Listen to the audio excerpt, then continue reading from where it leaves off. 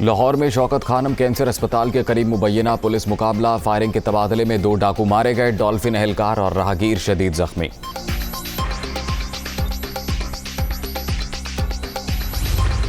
Punjab assembly का इजलास आज शाम 7:30 बजे तलब। आर्टिकल 130 के तहत नए वजीर आला का इंतखाब किया जाएगा। इससे कबल इजलास 16 अप्रैल को बुलाया गया था। मुशावरत के बाद इजलास तलब करने का फैसला किया डिप्टी स्पीकर दोस्त मोहम्मद मजारी।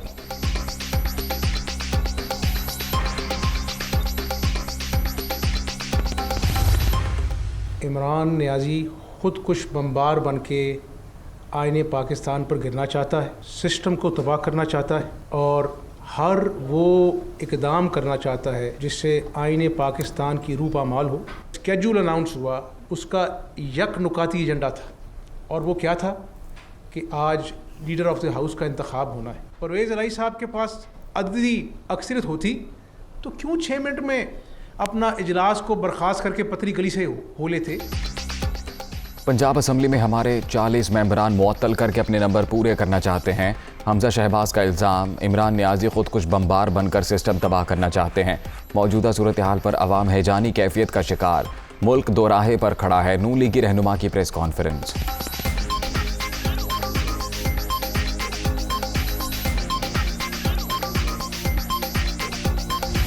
जो आप जेब में लेके फिर रहे थे और आपने जलसे में दिखाया था वो एक खाली कागज़ था। तो ये ख़त ना था ना है, ये एक ड्रामा था जिसका पोल अब खुल भी रहा है और बहुत जल्दी खुलने भी वाला है। मिनिस्ट्री ऑफ फॉरेन अफेयर्स में बैठ के उस ख़त को ड्राफ्ट किया गया। आपने नेशनल सिक्योरिटी कमेटी को इस्तेमाल किया अपनी सियासी मकासद के लिए। सिक्योरिटी इस्टेब्लिशमेंट है, मैं उनको ये कहना चाहती हूँ कि आप आइए और इस बात में आप कौम को वजाहत दें। धमकिया में इस मुबैना ख़त महज ड्रामा ड्राफ्टिंग वजारत ख़ारजा में की गई। इमरान खान खाली कागज़ लेकर घूम रहे हैं। कौमी सलामती कमेटी को सियासी मकासद के लिए इस्तेमाल किया गया। अवाम का खून चूसने वाले एक लेटर दिखाकर नहीं निकल सकते। सच्चाई कौम के सामने आनी चाहिए। सिक्योरिटी इदारे भी सामने आकर वजाहत करें।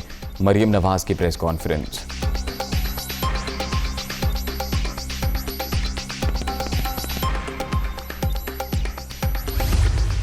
ये कोई ऐसी बात नहीं कि बच्चों के खेलते खेलते कोई खिड़की का शीशा टूट गया जिसको दोबारा फिक्स कर देंगे। यहाँ पर पाकिस्तान का आइन टूटा है। चंद दिन इक़्तिदार से चिपके रहने पर गिरफ्तारी से बचने के लिए बकरे की माँ कब तक खैर मनाएगी। ना असद कैसर, वो भी मुजरिम है, ना डेप्यूटी स्पीकर सूरी साहब, वो भी मुजरिम है, लेकिन सबसे बड़ा मुजरिम इमरान खान है जिसने वो पर्ची सूरी को लिख कर दी थी। पहले पाकिस्तान के आइन का फैसला होगा, पाकिस्तान के आइन तोड़ने वाले का फैसला होगा, फिर हम इलेक्शन में जाएंगे।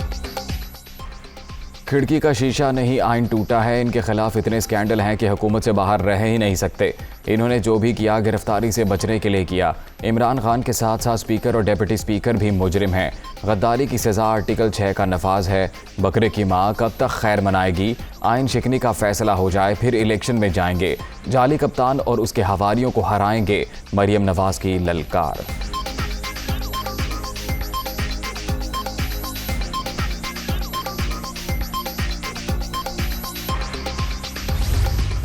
मुकाबला करने का हिम्मत नहीं था कप्तान में, वो पिच छोड़ के भाग गया। इतना बुज़दिलाना शिकस्त पाकिस्तान की तारीख में मैंने नहीं देखा है। इस केस का एक आईनी जमहूरी फैसला आ जाएगा। जमहूरी तरीके से अगर ये चला जाता है तो वो जमहूरियत के लिए बेहतर होगा। अगर नहीं तो फिर आगे जो भी इलेक्शंस होंगे वो बहुत ही मुतनाज़ा होंगे। जब हम इस्तीफ़ा मांगते थे हमारा मजाक उड़ाया जाता था। अदम एतमाद का चैलेंज भी दिया गया। असल मैच का वक्त आया तो बुज़दिल कप्तान मैच छोड़कर भाग गया। आइन तोड़ने वालों को माफ़ नहीं कर सकते। मामला वापस पार्लियामेंट में ना गया तो अगला इलेक्शन भी मुतनाज़े होगा, इदारे भी मुतनाज़े हो जाएंगे। बिलावल भुट्टो की न्यूज़ कॉन्फ्रेंस।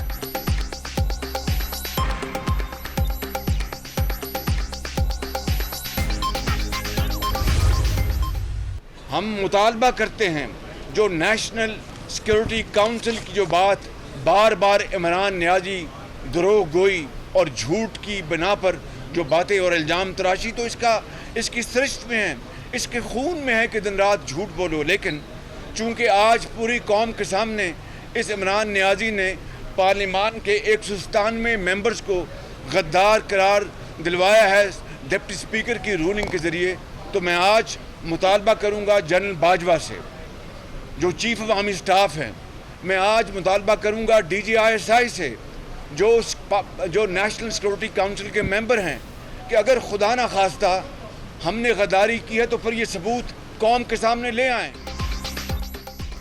अरकान पार्लियामेंट ने गद्दारी की है तो सबूत सामने लाएं। शहबाज शरीफ का आर्मी चीफ और DGISI से मुतालबा।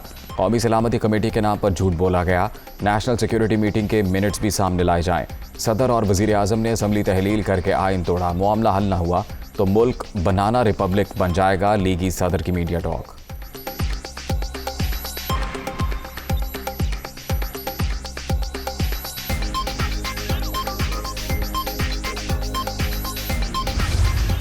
हमारे से माजी में गलतियां हुई और उसकी हमें बहुत बड़ी सजा उठानी पड़ी। हमने अपनी गलतियों से सीख के जो सबसे पहला हमारा फैसला है कि हमने टिकट्स देने हैं बड़े सोच समझ के। बाहर से हुकूमत गिराने की साजिश हुई, यहाँ हमारे गद्दार उनके साथ मिल गए।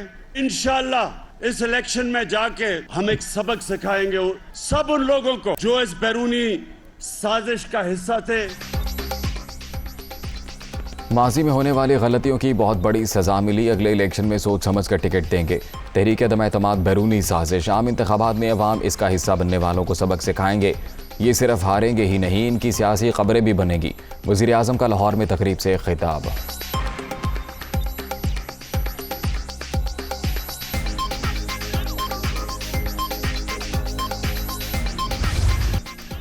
अदालत पार्लियामेंट के मामलात में मुदाखलत नहीं करती। फोकस सिर्फ डिप्टी स्पीकर की रूलिंग पर है। पॉलिसी मामलात की तहकीकात में नहीं पढ़ना चाहते। हमें सिर्फ इक़दामात की आइनी हैसियत का जायज़ा लेना है। तहरीक अदम एतमाद पेश करने की इजाज़त रूल्स में है। आइन को रूल्स के ज़रिए गैर मौसर नहीं बनाया जा सकता। इसकी वजह से निगरान हुकूमत का क़याम रुका हुआ है। कोशिश है कल फैसला सुना दे। गैर मामूली सियासी सूरत हाल पर सुप्रीम कोर्ट के अज खुद नोटिस की समाअत के दौरान चीफ जस्टिस के रिमार्क्स। डिप्टी स्पीकर का 31 मार्च का ऑर्डर तलब।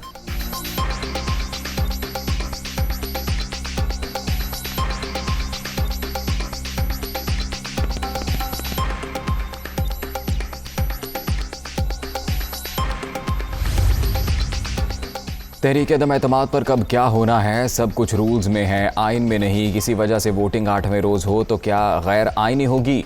जस्टिस मुनीब अख्तर का इस्तफसार। 8वें रोज़ राय शुमारी गैर आइनी नहीं।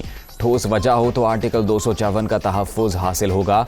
रूल्स भी आइन के तहत ही बनाए गए हैं, लेकिन ये आर्टिकल 95 से बालातर नहीं। डिप्टी स्पीकर तहरीक मुस्तरद नहीं कर सकते। नून लीगी वकील मखदूम अली खान के दलाइल।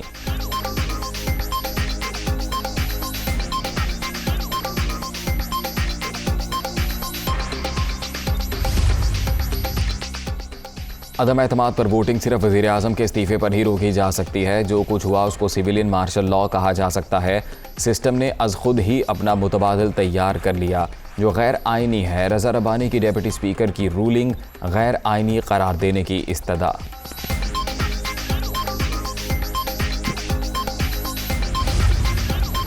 अमेरिका ने इमरान खान को दौरा रूस मनसूख न करने की सज़ा दी। वाशिंगटन में पाकिस्तानी सफ़ीर को तलब करके दबाव डाला गया। दौरे से वापसी पर तहरीक अदम एतमाद जमा करवा दी गई, मॉस्को का इल्ज़ाम।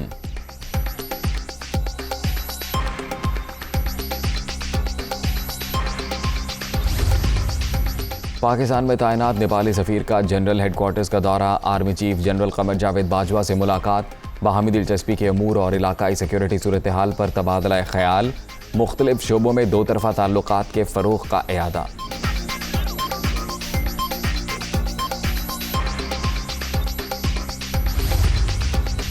LPG सार्फिन को बड़ा रिलीफ। फ़ी किलो कीमत 40 रुपये कम कर दी गई। घरेलू सिलेंडर 467 और कमर्शियल सिलेंडर 1796 रुपये सस्ता।